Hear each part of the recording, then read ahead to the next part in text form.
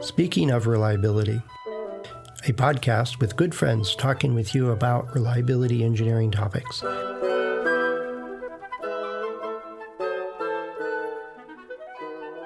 Welcome to Speaking of Reliability. This is Fred Schenklerberg. And this is Kirk Gray. Hey, Kirk. Have you ever worked on a product that did not have enough things to go fix and work on and design out and solve? And Well, it really depends on whether how they fielded the first, beta units or the first units and how much testing they did before. Well, you've been with teams that, don't test it too hard. We don't want any failures. Well, yeah, they're really anxious to get it released to market. Yeah, okay. It's got to work. We don't want failures. It's got to work. They got competitors that are introducing the product and similar, capabilities or whatever. Yeah. So you want to get it, time to market is a critical factor for a lot of teams. Yeah. Right. For a lot of things. So I understand the schedule and the pressure to do that. But then they find they're starting to get feedback from the field that they've got a lot of problems that occur pretty quick, or if not, the product's dead on arrival to the customer. So they're dealing with these problems and saying, we really don't have time to go and do any kind of halt or stress testing because we got all these things that we're really already knowing about. Well, you've seen it, and I know anybody that deals with project management of just about any project, whether it's a new product development or not, is that there's the amount of changes to the design. I think that's what they were tracking in this chart, right? And very, very early on, everything's fluid. Every day there's a dozen changes and things are going on, and they finally lock it down, and then they, vet each change, make sure it's all good. And then there's a flurry of changes just before launch because inevitably, or whatever that word is. Inevitably. Yeah. It's that one you just kind of mumble through. Yeah. They said, we got to actually test this. So they hand it to customers, or they do a beta round, or they, do something, and they find all kinds of stuff. They finally give the lab a handful of samples, and they go find all kinds of critical stuff. And there's a huge flurry of changes, and it's all rushed through, and we wave half of them. Right. And then it goes quiet while they start manufacturing. And the first launch products out to the field come back with a flurry of problems and issues, and it's all hands on deck. The whole team's back working on changing the design and updating this, and it's all emergency. People are running around shouting, plants are dying. It's just the house is on fire. Yeah. Get the firefighters. And then like we were chatting just before we hit record and then the people that work all weekend or, come through with a clutch save at the last minute, they get promoted, they get a parking spot, employee of the month. All kinds of accolades. Yeah, all kinds of cool stuff. And they're the big hero. And I look at him like, well, you're the designer that should have avoided those. And he goes, well, I was busy fixing the problem from the last one, Right. We didn't have enough time to do this. Well, I was working on the new design, and you guys, I handed it off to manufacturing. Look what they did, There's all kinds of stories about that. Yeah, there's all kinds of. But then, as opposed to, I have actually worked with a couple of teams that have, it's a day-to-day business. It's an 8 to 5 job. They launched a product, and I actually had one of them. A client is after 4 months, they called me and said, could you come out to the site? We want to talk to you again. Yeah, sure. So I flew out there and I said, so how'd that last product go? It's been, a couple months now? And they all looked at each other, and I thought I was in big trouble because I thought they brought me out there to lynch me or something. And they said, this is the first time we've launched a product where we didn't get a call within the first week. We finally started calling customers to see if they just gave up on us. Yeah. And they said things were working, their market turned, all kinds of things turned out. Right. But the difference was that they actually thought through what could fail, and then they went and found them early on in the product design process. Right. And it was a bit of halt. It was a bit of FMEA. It was a lot of experimentation, just if you know how it's going to fail, prove it. If you don't know how it's failed, let's find it. And they kind of went through that whole process of finding failures is gold. That means we can do something about it. And finding weaknesses, finding low margins, finding issues that happen, understanding variability and all that kind of stuff, as opposed to let's get the functionality to work and then make a bunch of them and see what happens. Right. But we've also got to be fair and say that not every design has latent defects or design flaws. Some companies are very good at their their design analysis, their taking lessons learned from the field. And I've seen many times that the product put in halt has plenty of margin to the fundamental limits of technology you can't do anything about, but it's really a robust product from the beginning. I mean, that can happen. That does happen. And then you take that same exact design and hand it off to your junior designers right out of school and say, here, cost reduce this thing. Exactly. And use the same process. It's all good. We don't have to worry about it. Or your procurement is looking for another source of components when one supplier ends his production or started charging more. Or they want a second supplier just because. Right. And things like that. And so, it's a dynamic process. The product usually is not exactly, and all the components are from the same lot, the same build, the same suppliers, the same, manufacturing lines. You're starting to sound like a statistician here. You've been talking about variability again. Yeah. I just don't, I'm an analog, guy. I don't look at anyway. you don't do sums, sum of squares. That's too exotic. And it's like I was bringing up in a previous podcast that even just taking 3 samples, which is not statistically significant, or 4 samples or 5, and finding that there's a 30 or 40 degree difference between some of the operation limits in that same product, that got that.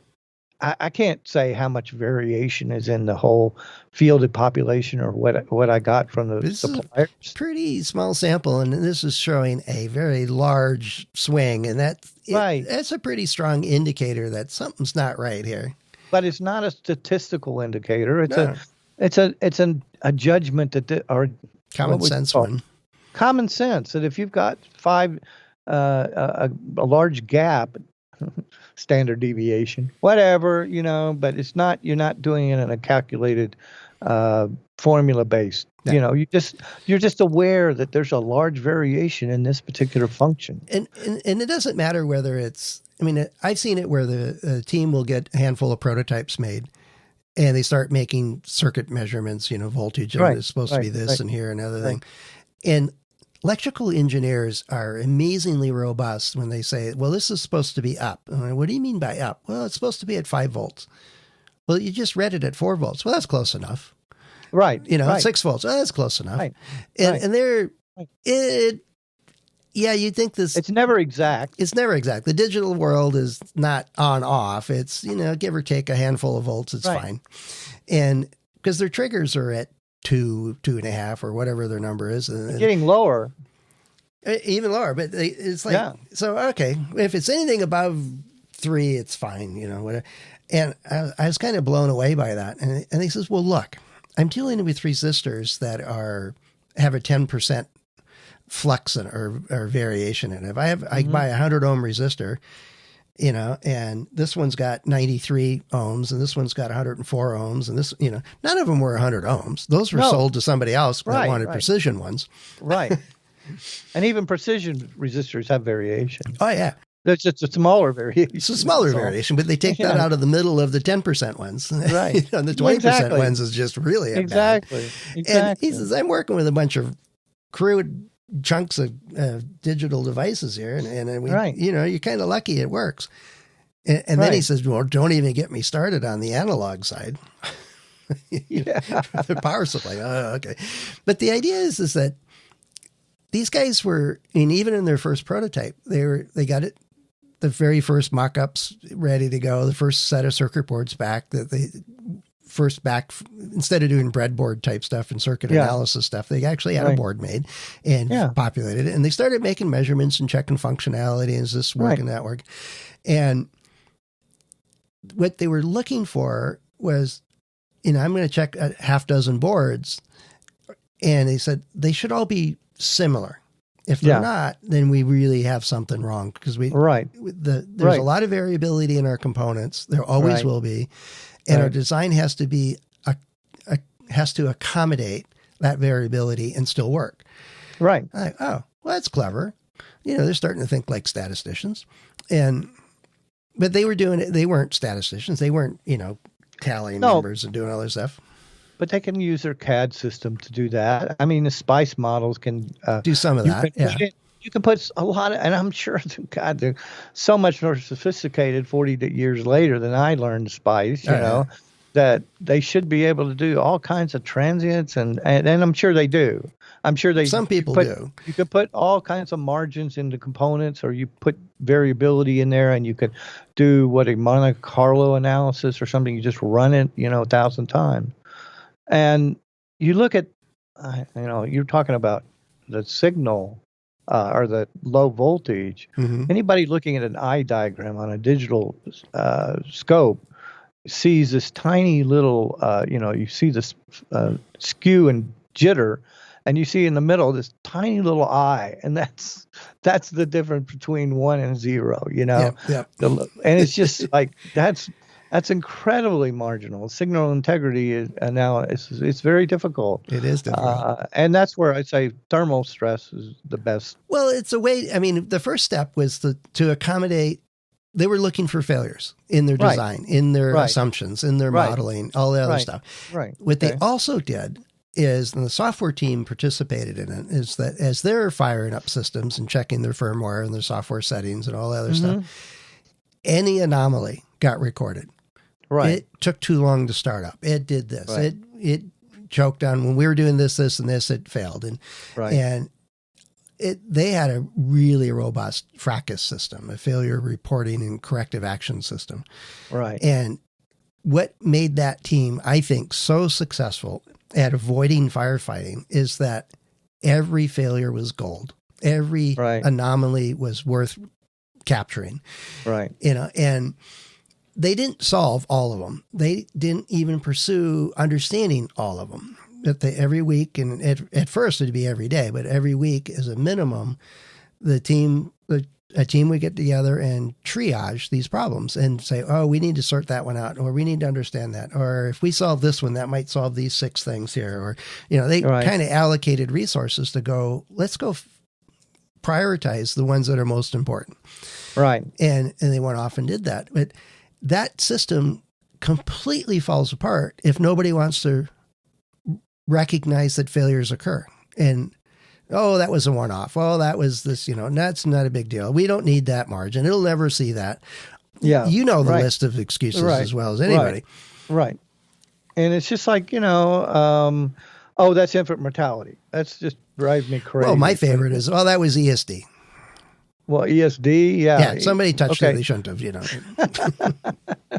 Yeah, you mean 14? I mean 20 of them? They touched 20 of them and they all, no, I don't think so. Well, you need better ESD protection. Class 1, but they would just, it is. Yeah, they would just ignore it and say, oh, it's, prototypes don't always work. Right. You have 10 prototypes, 9 of them failed. And you're dismissing them all. Well, I got one to work, and I'm going to keep doing my design on that because it's the working one. It's kind of they had one designer try to tell me about Darwin's theory of fittest survival. We'll improve the one that's working. Okay. No, I don't think that's what. Let's actually learn from the things that are failing. Oh, I hate failures.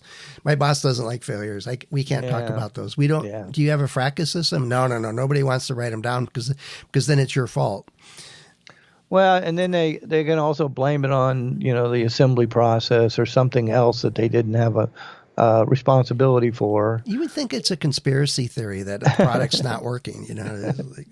But anyway, but that almost always leads to that phenomena where you're chasing your tail, trying to get a redesigned as quick as possible after you've launched it. And heaven forbid that you made 1 million of them and shipped them out, and now you're trying to recover. Right. Or you got them in the warehouse ready to ship, and you just found a problem that's going to affect all of them, and you've got to go retrofit all those machines. And this is where, that a lot of times stress testing would really have been one to expose these things. But it doesn't work if you're stress testing and finding stuff if nobody wants to acknowledge it or do anything about it. There's a field. Right. So you've got the case where, the best case scenario is where somebody's been shipping a product. It has a certain high failure rate, like my first client did, of 5% being returned. Warranty returns. I don't know that they were actual failed units, but for the OEM equipment provider that was integrating them into their machine, they sent them back. It doesn't work to them. They sent it back, and so it went from 5% to 0.5% after we applied HALT and then a HAS. But you actually did something about it. We actually did something about it, although we didn't always, we weren't absolutely sure about the root cause. We just knew changing this component gave it a lot more ability to be screened, and major or about maybe 20 to 30% of the problems were in manufacturing and loose hardware, solder balls, things like that weren't part of the design process and really couldn't be prevented. I mean, maybe from design for manufacturing, some maybe issues like the same size screws for everywhere, whatever. But it was the fact that that we were able to run a screen, I think, that helped. Yep. And of course, they did have a good fracas system. They tried to improve their manufacturing abilities, but that's one of the problems is silos, and the design engineers working on a new product. And silos. Tell me about it. Yeah, exactly. So the first effort is to blame it on somebody else, just like we do. Okay. Anybody has an accident, it's his fault. If they're not in the building, it's obviously their fault. Yeah, it's obviously their fault, and sometimes it is. Yeah. Sometimes it is a manufacturing issue. That's why you hopefully don't find those kinds of issues in your HALT test, because you're not getting the nominal, normal build kind of thing or what you expect. It is useful to know that this is a weakness, but it keeps you from getting what the design is centered around. In other words, what its capabilities are as it would be built. Correctly. I would think it was transmissions. This paper I saw in the 80s, and it was the exact same design was being built in Japan versus in Detroit. And the Detroit ones were experiencing I'll make up a number, 10% field failures, under warranty. The Japanese had less than 1%, and it was getting smaller all the time. And it's one of the issues I run into in the States is, it's in spec, ship it. It failed just outside of spec. I can ignore that. Or, it's not supposed to fail. And that's not a feature. So that must be a one-off or some excuse or whatever. Right. Some tossing, yeah. And so the idea is that all of these failures are not opportunities to become a hero. Now, and some organizations are actually set up that way by culture. Is why would you go fix stuff early when you could become a hero later to do it? Right. We'll have time later to do this, and it's fun. It's exciting. It's, all hands on deck, and we get big rewards and stuff. Right. And you ship a product, nothing fails, and then your team's sitting around looking like, well, what do we do now? Oh, why don't we go work on a new design? So over the years, in all of the assessments I've done, I've almost always asked the director of engineering or some equivalent, how much of your engineering staff spends time fixing past mistakes? And it varies by team, obviously, but in general, it's about 25%. So 1 in 4 of your development engineering team is spending their full time fixing the previous design team's efforts. Right. And I said, if we could cut that in half, what would that mean to you? And he goes, I'd have 4 engineers back full time. Yeah. That's a big resource. Yeah. Yeah. And it adds up real quick. And so they're like, and then it usually turns into, well, how do we do that? And it's well, you got to fix this firefighting routine you got going on. And right.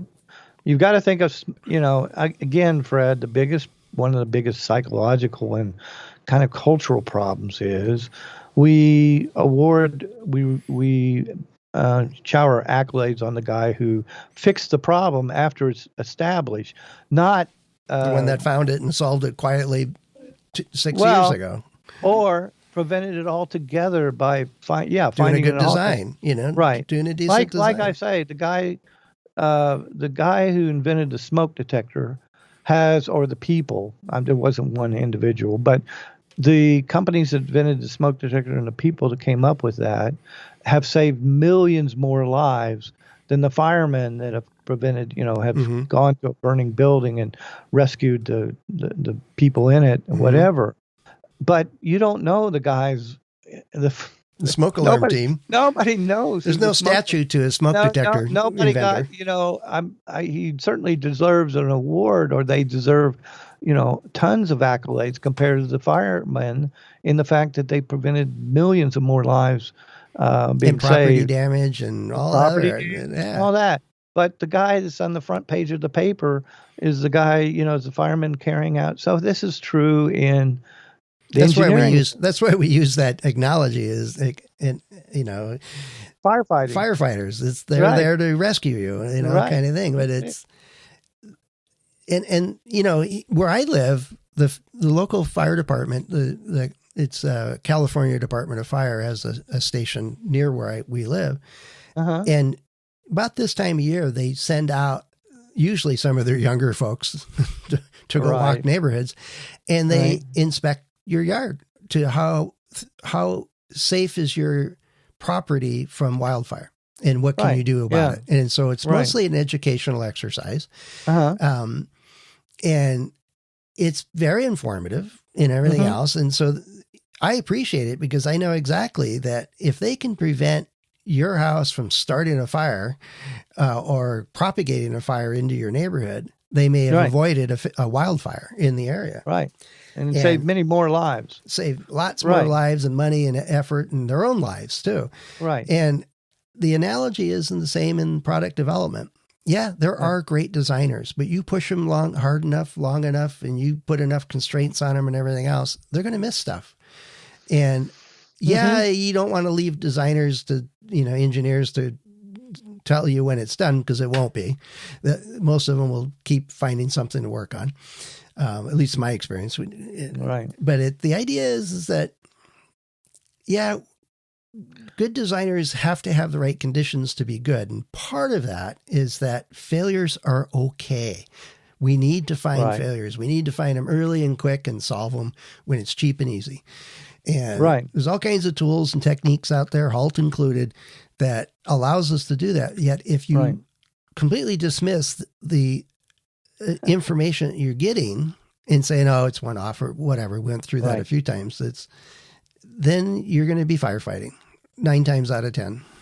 Well, you just got a good example of a firefighter, the people that knew what is the most risky setup or highest risk for propagating fires or whatever, going out to the field and not fighting a fire, but to showing people how to prevent that or how to best guard against it.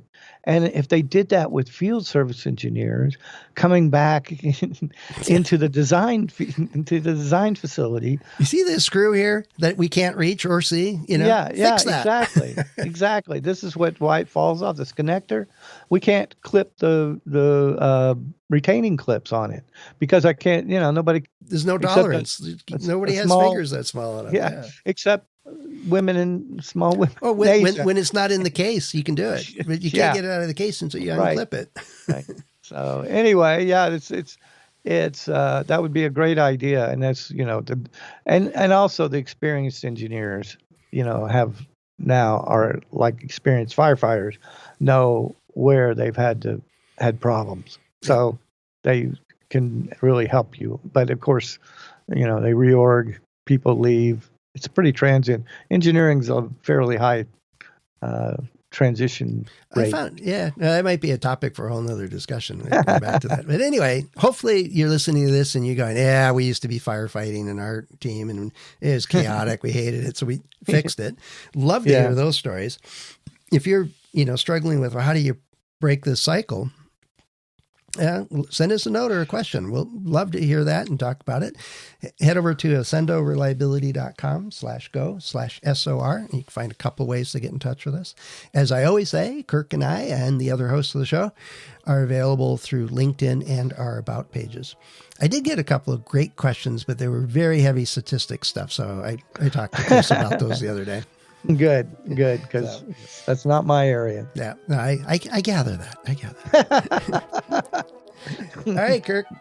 We'll see you again soon. Let's talk to you soon. Take care. Bye. Thanks for listening to Speaking of Reliability. We invite you to join the conversation. If you have a question or a topic that you think we should discuss in a future show, please let us know. You can find a comment box below the episode show notes, or just leave a note as part of a review on iTunes.